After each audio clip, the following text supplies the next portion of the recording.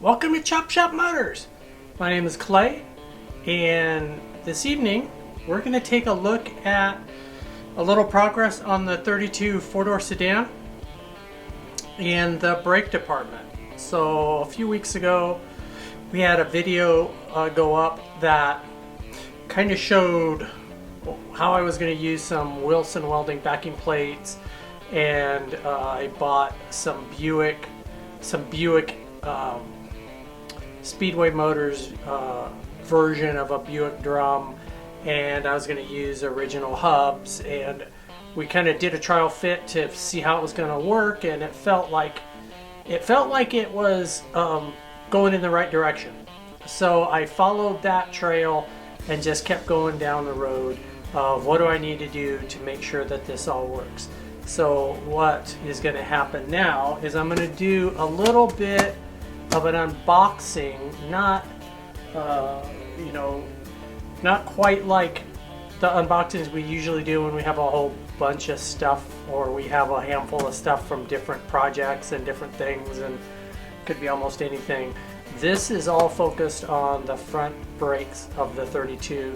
So I'm going to open it up, I'll show you what I got, and then I'm going to go trial fit some of the pieces if everything came in that I think came in, and we'll take one more look at it to see how it feels, and does it look like it's going to work, and am I moving in the right direction.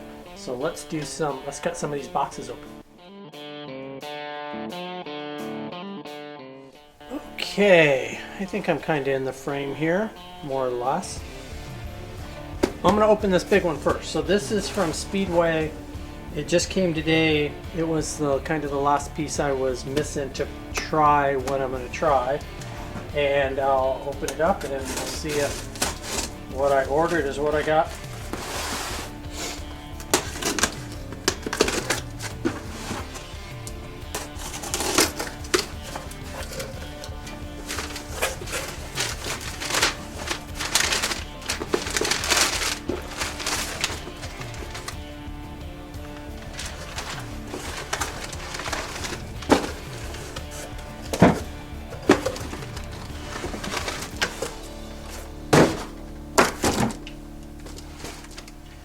Alright, box number 1, open.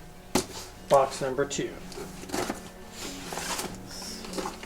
Let's see if there's a box number 3, or if box number 2 gets us into it. Alright. So what we have here is a brand new dust cover. Can't really see it in the plastic, but take my word for it. That's what it is, brand new dust cover. And a brand new hub. So the hub is a 40 to 46 reproduction front brake hub. It is made by Speedway. It has the inner and the outer race already installed, but doesn't. The version I bought does not come with bearings. So the reason, if this works out the way I hope it does, the reason that I went this way was because using these Speedway drums, I didn't feel comfortable pulling those on and pressing those onto a hub. The original, this hub right here is an original 46 Ford, and it uses a press-on drum. So the studs, you use an arbor press to put the studs through the drum and the hub, and everything is basically unitized into a single drum. I popped it off of this because for what I was doing, I figured that's what I would have to do to get to being able to put the Buick looking drums on.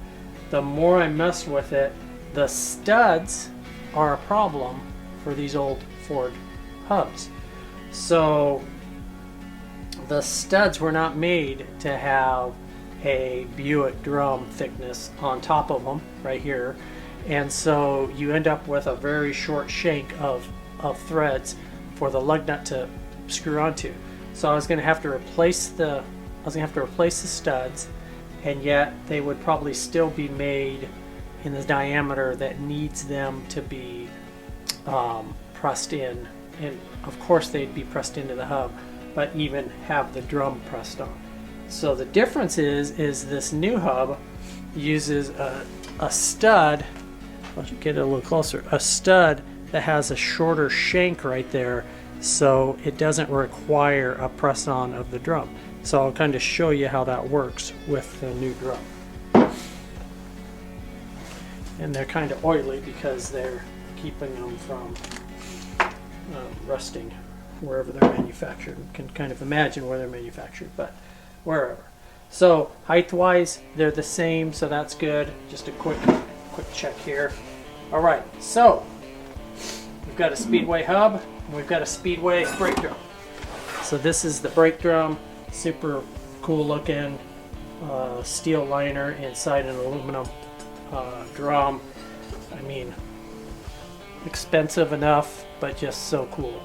So now let's see if these two pieces go together.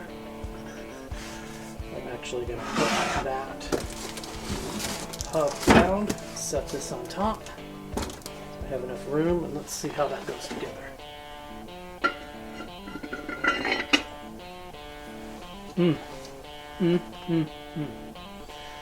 All right, so this hub now slides right over this, and it's centered on the hub. So these were made to go with this hub.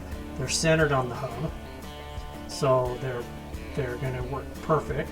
No no need to take this assembly down and have it turned as an assembly because it's perfectly centered.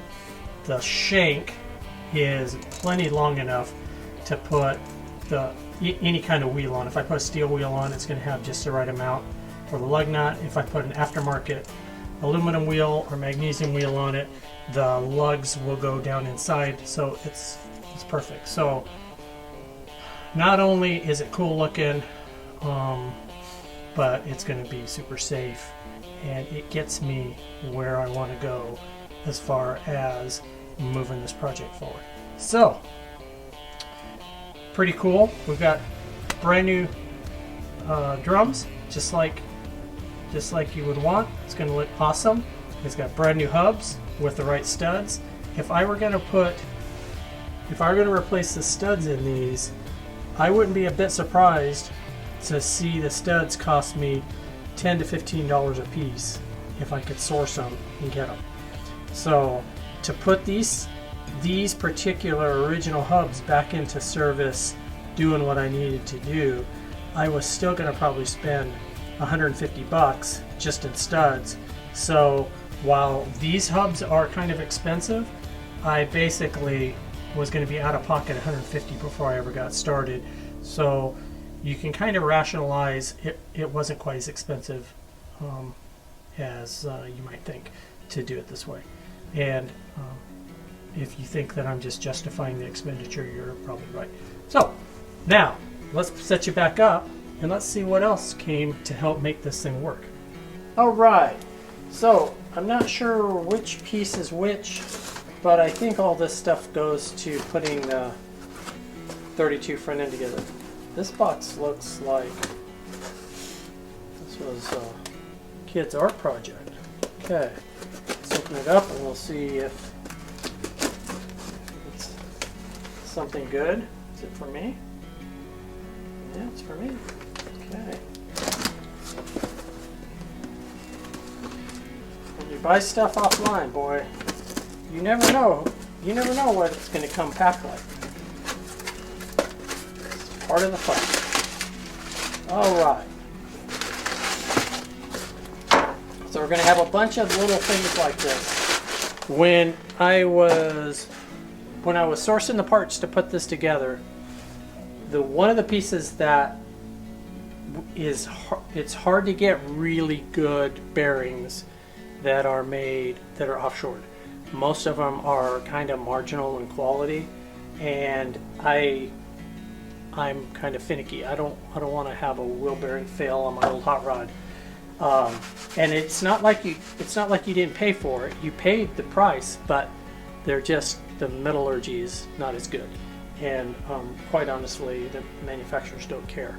So what I do, and what I did here, is I sourced as many OEM original NOS new old stock parts to put this front end together as I could.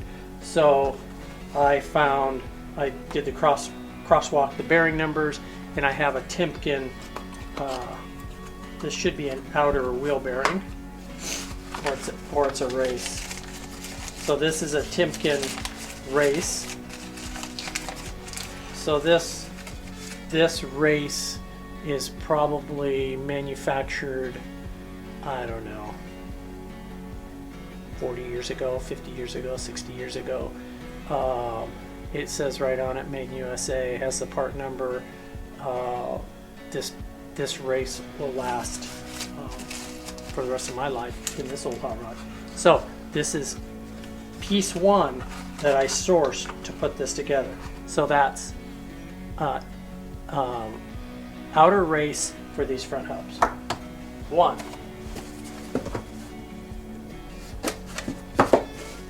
So what you need to put this together is you need an outer race and an inner race for each hub, an outer bearing and an inner bearing for each hub, and so you need two of each to do it. Some of the parts I was able to source multiples of from one distributor, and some I ended up having to basically do on a piece at a time. Okay, so this is a Ford box, Ford part. It's blue and white, so it's not 40s or 50s. Blue and white typically happened in the 60s and 70s. This artwork and this kind of packaging a little bit later, but it's still going to be OEM, made to their specs. What these are two inner seals. So this is seal goes on the inside after you put the inner bearing in, and keeps the grease inside. So again, just another original part. I have two of them, so we'll be able to put this bad boy together with original Ford parts. Lots of the parts that I'll use to put this together won't necessarily be Ford, original OEM Ford parts, but they'll be original OEM manufacturers of those parts. Okay. That box down. I don't know if it's as much fun to watch as it is to do, but I'm having a good time. Okay.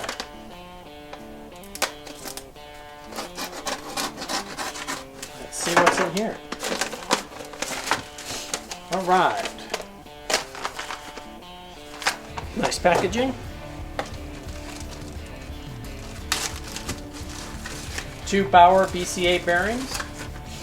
I'm assuming bearings. Yes, they are. So, this is the Bauer bearing. Interesting. So this is a Bauer bearing box. Bauer bought BCA, so it says Bauer /BCA, but the bearing, I'm sure you can't read it, but the bearing says Timken. So this bearing was actually manufactured by Timken. My guess is this has probably been around for a while, at least the 60s for this bearing, if not a little earlier. Although the packaging doesn't necessarily look that way, but it's probably been around for a while. So that's going to slide right in there, fit all together. Super cool, love it. I got 2, so those are the 2 bearings for the 2 hubs. As you can see, I'm starting to amass all of the pieces needed to actually assemble this front. All right.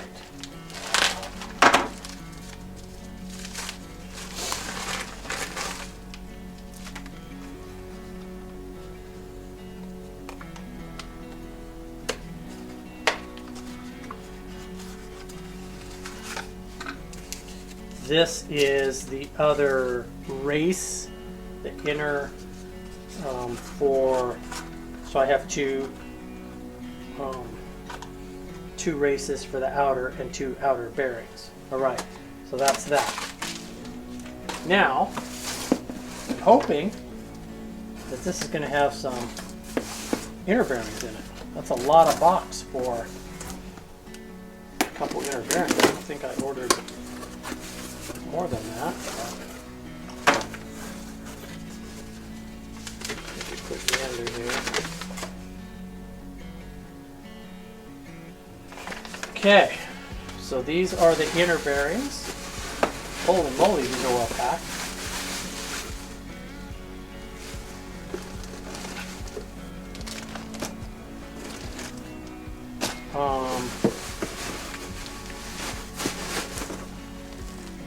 Okay.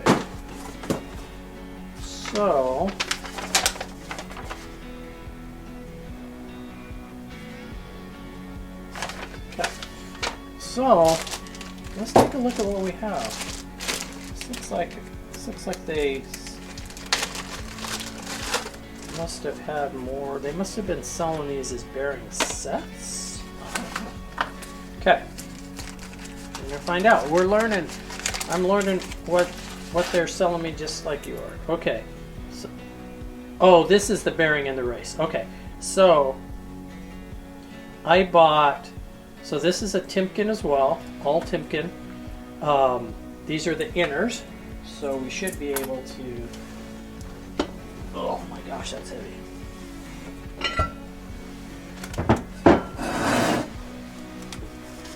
So this should be. Look at that. Love it, love it, love it. Oh my god, I can feel myself motoring down the road right now. Okay, so that's an inner bearing. And what I bought, this person had a lot, not, he had a lot of bearings. He had he was selling 4, which has a lot. You bought all 4. And so I've got 4 of the bearings right there,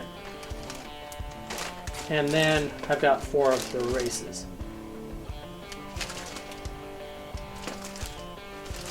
Looks like the number's the same. The boxes are definitely boxed at different times. You can tell kind of just by the look of it, but that's fine. God, I hate to even unwrap these. So these are in the wax paper. These are the Timken. I don't know if you can read that, but it's super cool. Timken inner race, made in USA. Did you love that part?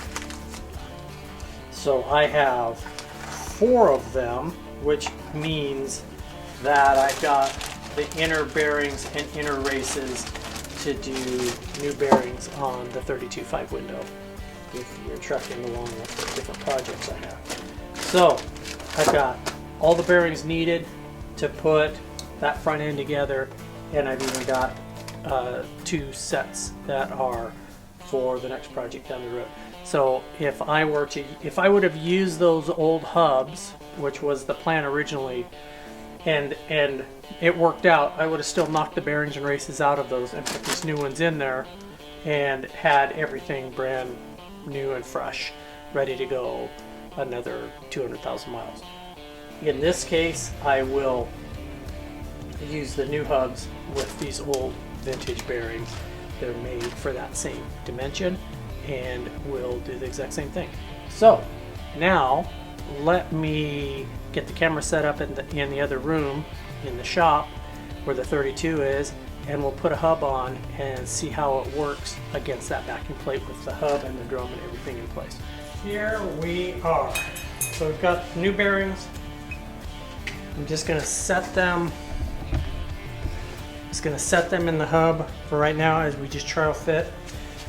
I'll slide that new bearing on there. Slide this bearing in. So the dimensions of this hub should be exactly the same as the original hub, even though it's aftermarket. So We'll just set it together, dry. I don't want to oil, grease, lube it because it's got to come apart 100 more times and get packed and cleaned and painted. Okay, so there's the hub. Super cool. It's on there. It turns just like it's supposed to. Now let's get a drum. Let's see if the drum goes on, which we know it will. Super confident.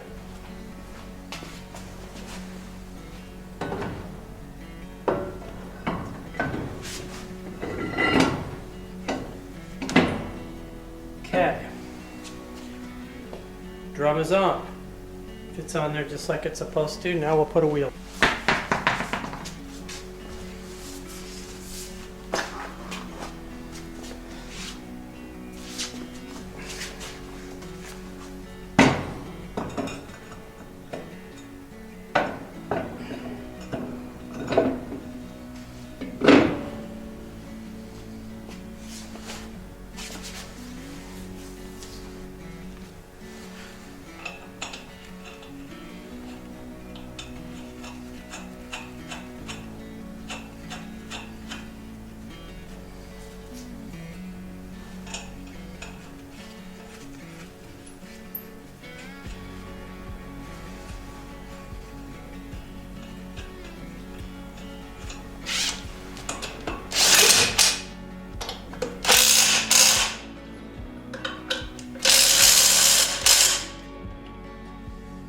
Okay.